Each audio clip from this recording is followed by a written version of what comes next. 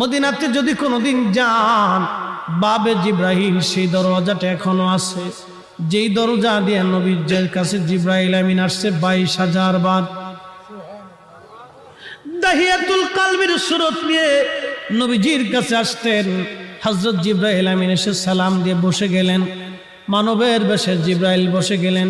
ইয়া রাসূলুল্লাহ, আল্লাহ পাঠিয়ে দিয়েছেন, আল্লাহ সবই জানেন, ভিতরে বাহিরে প্রকাশ্য অপ্রকাশ্য আগে পরে, আপনার অন্তর ভিতর বাহিরে সব আল্লাহ জানেন। তারপরও আল্লাহ আমাকে পাঠিয়েছেন আপনার কুশল জানার জন্যে। হুজুর গো, আপনি কেমন আছেন দয়া করে বলবেন নি।